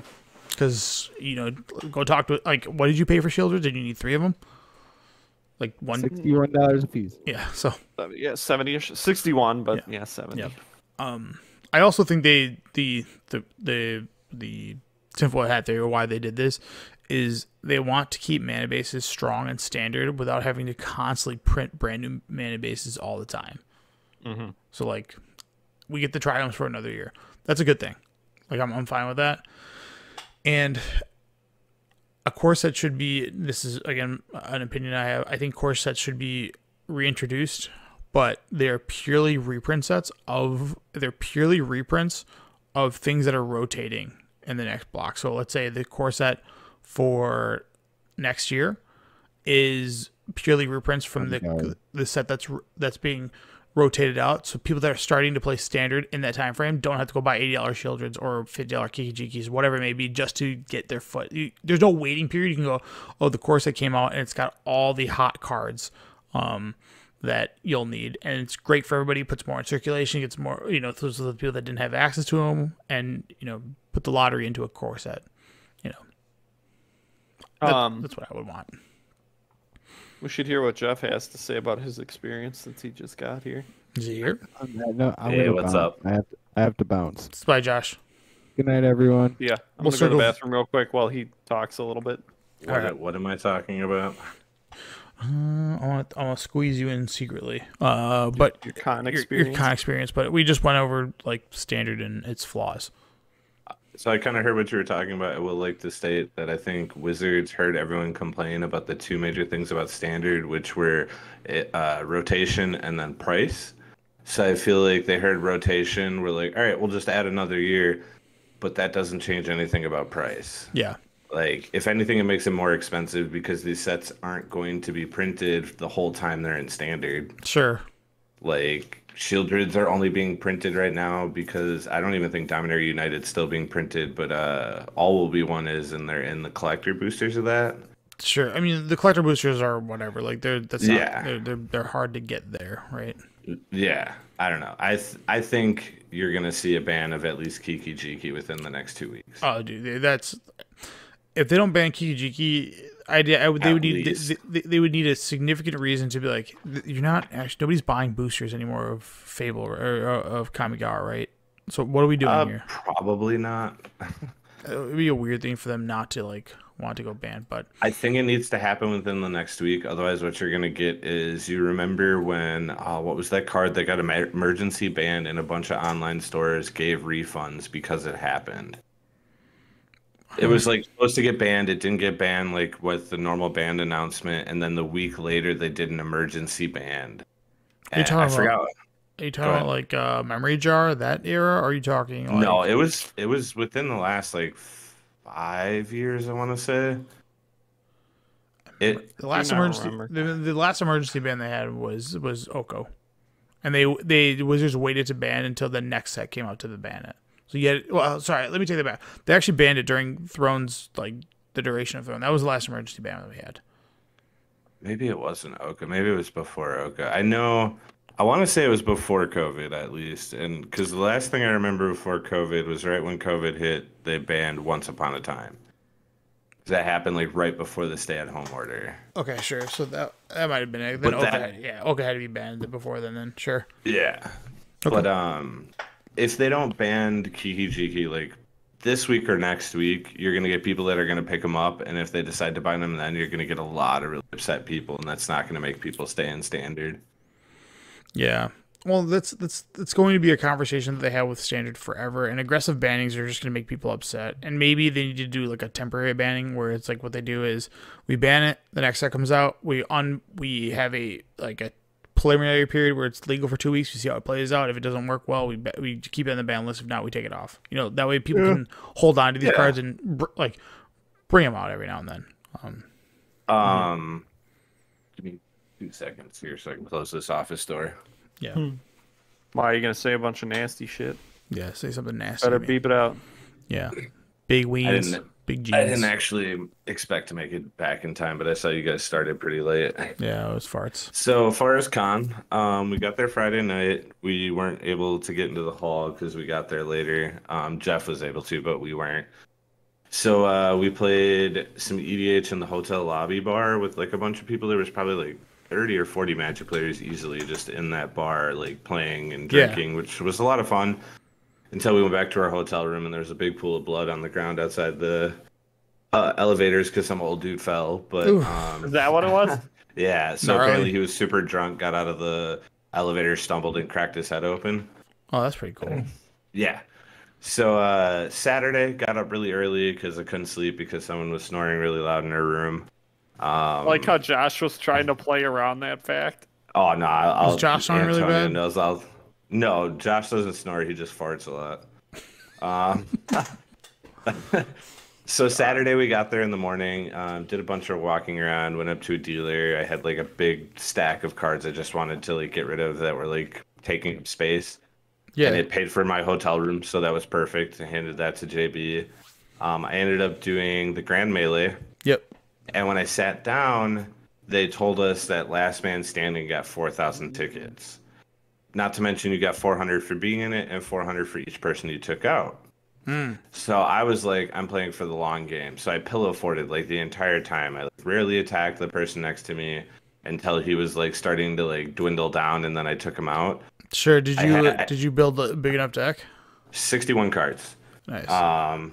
And it was only 61 because I had miscounted and thought it was 60, but then I counted it was 61. But I went fork color, and never had mana base issues because I had a bunch of dual lands. But I pillow forted to the point where I had like 18 creatures out, and we're dwindling down, and we're down to the last like 6 people. And a friend of ours, Peter Barron, was like getting closer to me, and we were kind of talking. And I was like, "Hey man, like, let's do it, team up, we'll just take out everyone else, and then, you know, may the best man win at the end." And he was like, "Yeah, that sounds fair, man, we could do that." Well, lo and behold, the chick that was to my left, when she got close enough, she opened 2 of the new Vorinclux that flip, Yeah. and she opened Ren. Interpool plus another green mythic. So she opened 4 green mythics in 6 packs. Sometimes you get lucky. Oh, I agreed, and one of the Vorincluxes was foiled, but like it was still like that's a lot. Eye roll. Vorinclux, Yeah. Vorinclux mixed with Ren alted is gross. Yeah. Because Vorinclux gives the ability where you can pay 1 to fight something, and then Ren's alt allows you to cast permanents and play lands from your graveyard. Got it. So she was just able to Yeah. just completely build a board state that could, if you had a bunch of piddly commons, you were going to die. Like I said, I had 15 creatures. After combat and her pinging, I was down to 2. So, like, I knew there was no way I was going to be able to win because she was just going to ping off everyone's board and she was at 18 life. So I looked at Peter and I was like, tell you what, don't attack me this round because I know you can kill me, because he had the XX flyer where it gets +1, or its power and toughness equal to the amount of creatures you control, and it was like a 12/12. Yeah. And I had no flyers because she killed them all. And I was like, I'm going to swing out at her. And if my math's correct, I put her to 3 life, meaning you or anyone else should be able to take her out. And he was like, all right. So I swing, and I didn't think she would block this way, but she blocked. So her Vorinclex had took 4 damage, and I had a spell that says deal 3 damage to a target attacking or blocking creature and then exile them. Yeah, the Elspeth if they die. Yeah. Yeah. So I exiled the Vorinclex, and I was like, all right, sweet. You know, like, all she has is a Ren alt, but she can't do it anymore. And then all of a sudden, that's when I found out she had the second Vorinclex, because she was like, well, second main, I'm going to cast this from the graveyard. I was like, awesome. Yeah, ridiculous. So it's now down to 4 of us. It's her, this other guy that literally played every card in his pool because his goal was to pillow fort also. Yeah. So me and Peter are talking, and we realized he has to kill me, otherwise she's going to kill the other guy, and then if he kills me, she kills him. Sure. So he killed me, she killed the other guy. They were now across from each other, and he just swung in. So I got to help him, but right before we finished, we found out, because a new judge had taken over, you don't get 4,000 ticks for being last one alive. It's just per person you kill. So you get nothing. So you have to be aggressive all the time. Yeah, so like I definitely would not have pillow forted as hard as I did if I would have known that. Yeah, but the first judge gave us false information. So then after that, did you get anything for being last man standing? What's the point? That's what I said. But I walked away with, I think, like 800 ticks or whatever, because there was the 400 you get, and I took out one person. But I also had a lot of fun. Granted, the match took 4 hours. Yeah, that's all grand, man. It's just there's so much going on. But it was a lot of fun. I did enjoy it. I was and like at the beginning of the match, I'm sitting across from this guy, and he's like, "Oh man, I don't have a pen and paper. How am I going to keep track of life?" And I was like, "You know what, dude? I always carry an extra set." So I gave it to him, and I even like tossed him D6. And I was like, "Here, man." And he was like, "All right, I'll give it back to you." I was like, "No, dude, just hold on to it. I have extras. You know, enjoy it for the weekend. You have all your stuff you need. Enjoy." And he was like, "Well, hey, man, did you get any of the cool pins?" And I was like, "No, I haven't really picked up any." And he was like, "Here, man, I got an extra one, and I got a free Urza pin," which was cool, because the only way you could get the Urza pin was from the pin boosters. Being a primo baby. Yeah, being a primo. So it was pretty cool. And then after that, we went back to the hotel room, and we cube drafted. It was a Pioneer cube, which was really cool. Had a lot of fun. I went green, blue, big guys. Nice. JB won it, which was weird to hear because he sucks at drafting. But Disagree. He won. Yeah, no, obviously it was just being funny. Hard disagree, baby. So I went out for a cigarette with one of the people drafting, and this is the second night cop showed up again. So we're out front, and a cop gets pulled over right in front of the hotel, and no one's getting out of their car, and all of a sudden the car starts to like kind of move, like drive off, and it stops right in front of me and this other guy, and the cop pulls up in front of him and gets his gun out and says, "Get out of the car now." So we start kind of backing up, and the car takes off, and I'm not getting a video of this. 15 squad cars surrounded this car in front of the hotel, and they were on megaphones, like screaming to get out of the car. Jeez, so Louise. JP picked a sketchy hotel for us. But no, it was it was the one a lot of right fun. next to the it was like right. And it was next a to the Hilton convention. too, so I mean, it's a What do nice you do? hotel. But Yeah. no, it was a lot of fun, man. Honestly, I played one event, and I still had so much fun. Like, walked around. I did a little bit of trading, not much. Josh did more of that, but it was just cool to see people, man, and the environment is always a lot of fun. For sure, man. But Oh, yeah, I'm check this out. looking forward to Vegas. What is that? 2/2 night tokens or 2/2 Samurai. Samurai tokens. Ah, Super sick. is that a new one? You didn't have that when we were there, Yeah, did you? I got that one over the weekend, Ooh, or nice. recently over the week. Nice. I watched JB pick up a bunch of Japanese Mox diamonds. He was telling me those about that. That's pretty sick, man. Those are Yeah, probably as I was cool pumped. as, yeah, as cool as shit can get. Oh, also, I got two of the fancy arcane signets, the gauntlet ones, and Yep. I made sure to keep one to give to you as one of the giveaway cards because it is like $1 arcane signet. You can only Sweet. get it from. I'm all for it. Well, I'll take it. Just let me know when you, just whenever. Yeah, I'm sure I will see you not too long from now. Worst case legacy. Yeah. That is a couple weeks. It's gonna be a minute. I'm going to FNM this week, and then I won't be next week, and we'll go. I'll go to the Legacy one, and then I go to Disney World. Oh, damn, nice. Yeah. Family trip. Yeah, we're trying. I haven't been to Disney World since I was 10, so we're gonna see what it's like. Hope you're ready to spend lots of money.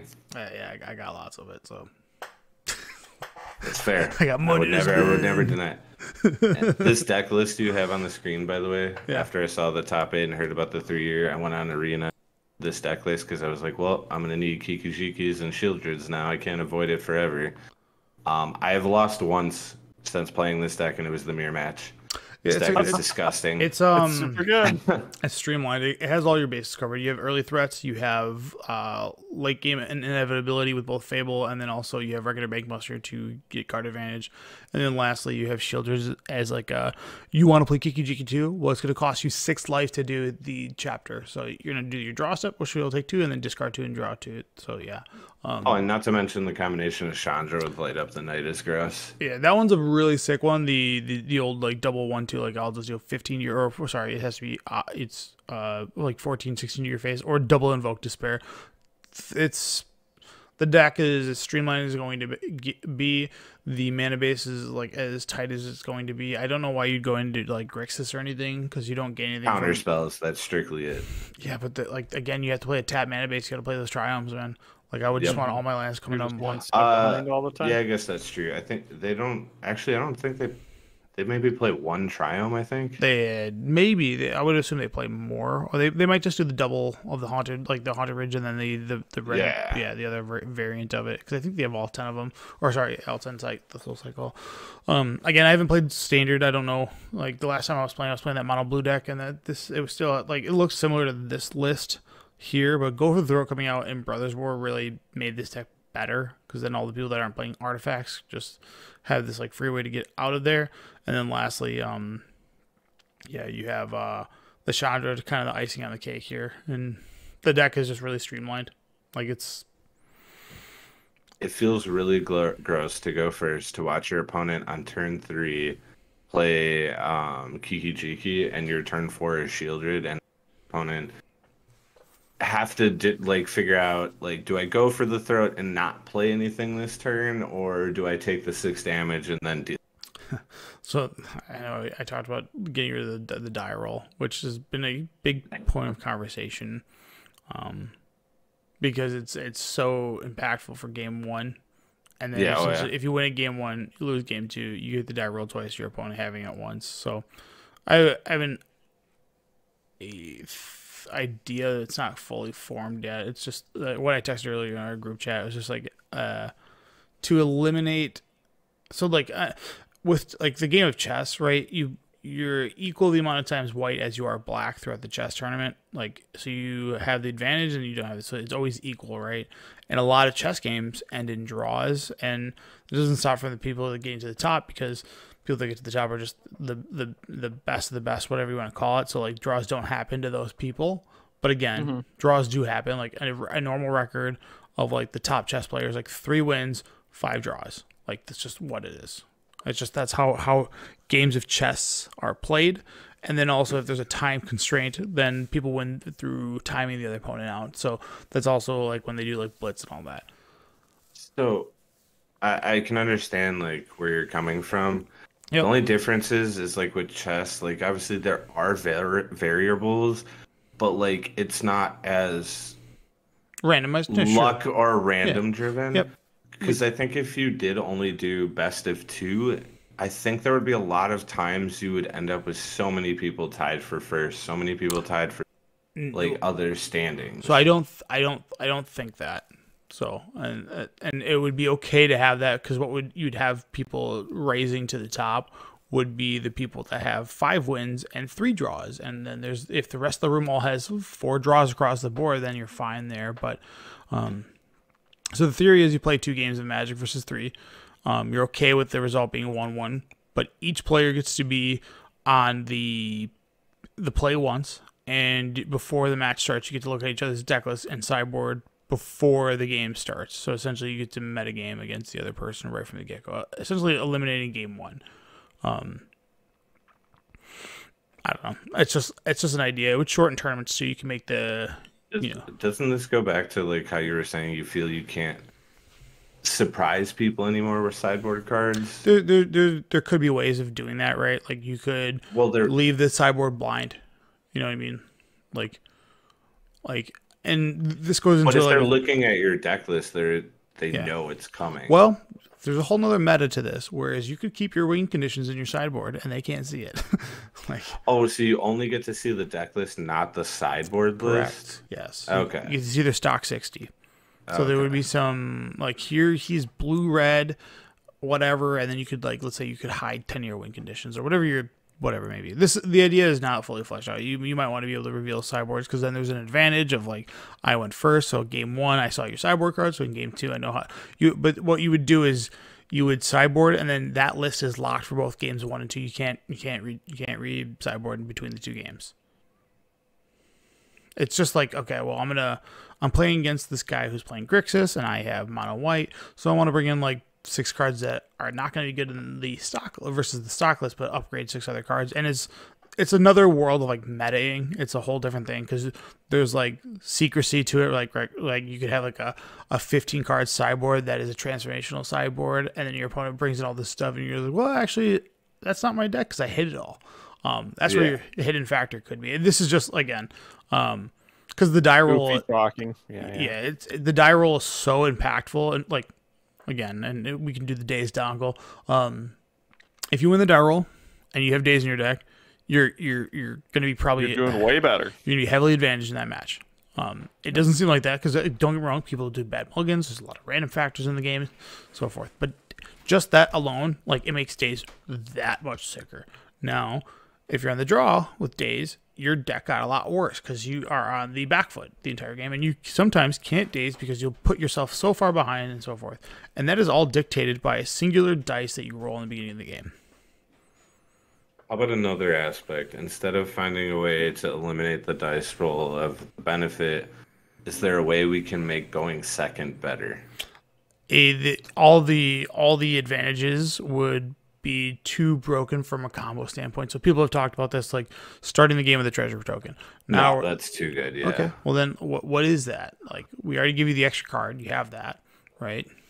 Is drawing 2 cards even good enough? Again, then that's broken for the combo player. You're going from a 7-card hand to a 9-card hand, which is a completely different thing. And then in the beginning, like you could use your graveyard as a resource by having to discard a maximum hand size. Like there's all other shit like that, right? Yeah. Yeah, it's people have kind of fleshed out the idea of what you could do, and it's all been determined to like being too powerful. Now, what if you could start with 25 life versus 20? Who knows? I don't know what that thing is, but decks that are like fast as Oracle don't really care, right? So, I don't know if there's any advantage that you could provide that wouldn't be overreaching, and the only other way would be to change the format of the tournament, and it would be. Like I said, what I think it would be the best, it would just be you and your opponent each get to play 1 game of the play, and you go from there. The results is the results. If you 2-0 your opponent or you get 0-2, you get a loss for the round, and if you get 1-1, you get, point or whatever it is. But the spectacle of the tournament would definitely be different, and it would be so much more valuable to play out your matches would definitely be way more stressful, and they'd be shorter. True, they'd be shorter. Like you only need 2 games. You don't need 3. And so you could make your round timer 40 minutes versus 50. And then to be fair, a lot of times people go to time anyways with 2 matches. Yeah, there would be strategies to win game 1, right? And then you and then you draw game 2, and then you make sure that you win the match 1-1. So like there's again, it's a whole nother layer of aspects, a whole nother view of like what you could do with the game, a whole nother idea of like what you could do to metagame and all this other stuff, and transformational sideboards, hiding your win conditions, you name it. It just adds a different aspect. It's just us as Magic players, we're so driven to be like, okay, well, we play a game of Magic, we do the dice roll, and the dice roll determines a lot. How do you determine who goes first in this scenario?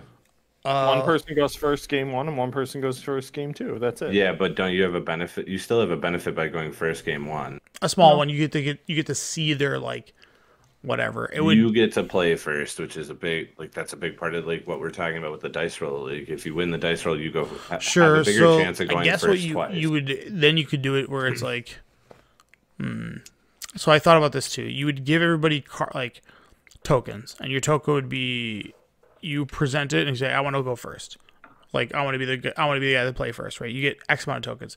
If you and both of your opponent both present that token, you then roll a dice, and then the winner turns in his token to a judge. It's gone, or it's marked that it's used. You put it on a match sheet, and then he has less tokens throughout the tournament to make that play. So let's say it's a 6-round tournament. We give you 3 tokens. You and your opponent both present them. Let's say I lose the die roll after we both present. I would retain my 3 tokens. He would turn in one of his, so then he couldn't do that for later rounds. Scouting would get pretty important then. Well, also scouting now is always you run important. But you run into the issue. What if all 3 of us are in this tournament? Yeah. And we both use our go first for the first 3 rounds. I'm paired against. We both only have tokens to go second. You roll a die. Yeah, then you just go to roll a dice. It just goes back to rolling a die. Right. Sure. So, but that's you're choosing the strategic advantage of going first against certain people. Let's say if I don't turn on my token, I defer. You can have it. I would like to use them for rounds 4, 5, and 6, so I can guarantee to have it. Yeah. You could defer it. You don't have to present. It would just be use them at your discretion. Like, and then it would leave the maybe. I guess you're gonna fight. You think you're gonna play against people who are worse earlier, so you don't have to go first because you might be able to beat them without going. And then first if you both defer, then you go to I don't know, something. I roll. So I'm all like for this. I get what you're saying, but isn't the main purpose of like coming up with this structure so we don't have to roll dice? Wasn't that the whole start of this conversation? No, you're right, but to take away the advantage taking away of that always rolling dice. Well, it's to take away that I get to play 2 games on the play versus your 1 if I win where it's equal. We both get to be on the play. Like, all right, boys, I gotta go. I can't deal with this anymore. And I gotta leave. Bye. Yeah, it was just like an idea that I've been thinking of, but I don't know if there's anything to like structurally change it. Okay, but yeah, I don't know. Like I said, I was just floating around in my head because as more Ragavans are printed, the die roll becomes that much more important. You go back 15 years ago, I agree. The die roll wasn't the thing. Like, it was, but it wasn't as. I mean, look if I go turn 2 Blood Tithe Harvester into turn 3 Kiki-Jiki, and before you get to do that play, I'm going to crush you. Like, the game is not going to be close. Like, and that's just the way it is. We were talking about how like most of the solutions for the person going about, would it be too powerful to give them a free mulligan for going second? Maybe. I don't. That's again. Then you run into the issue of the combo player always wanting to be in the draw because he gets the free mulligan, more likely to sculpt a better hand. And again, the problem is it's depending on the format, it will determine how good that is. Like a free mulligan is so much better in Legacy when you're playing brainstorms and stuff like that. Yeah, or like Tess or Storm, whatever. You insert thing that is better for you to always have 7 cards versus 6 cards, and being able to sculpt a better hand it changes your mulliganing decision. Whereas, again, I would like to explore this somehow. I just don't know if there's a way to do that, and the only way to really do that would be like host like a 32-man tournament and try it out. Yeah, and see how it feels. Well, let me know when we're doing it. Yeah, I just I think it would be cool to try out, but so much of what we are ingrained is the mystery of game 1, But if we look at what's it called? They've eliminated scouting at higher levels of Magic, right? When you go to an RC, or is that what they're called? A regional championship. Deck list, it's open deck list. You get to see your opponent's deck list before you sit down anyways. So like that's not a factor anymore in competitive play. It's not a thing. It's so weird. Just what it is, because they want to eliminate the idea of scouting. So they did that. So I think the way to bring back random elements, or not random elements, but a fairness check or whatever you may be, or eliminate the die roll. Even though, don't get me wrong, like in chess, and this is how it is in chess. If you play white, you're 55% likely to win that game versus on black when you're playing 45%. That's just the statistics of it, and that's just because going first, you get to do that. Don't know what the result would be of doing that same format in Magic, but I can tell you this: we all know if we win the die roll, it can make or break the deck. 100%. As a burn player, man, trust me, it's like, the world. winning the dice roll is the most important thing. They get to go turn 1 Goblin Guide, you go Goblin Guide, you hit them back. They go turn 2 Searing Blaze, Goblin Guide, and you're all of a sudden behind on board and need to put things on the board, and you can't just play this burn plan out because you're behind. So, yeah. But whereas if you go back 15 years ago or Sly, it was correct to be in the draw because you wanted the extra burn spell because cards were worse.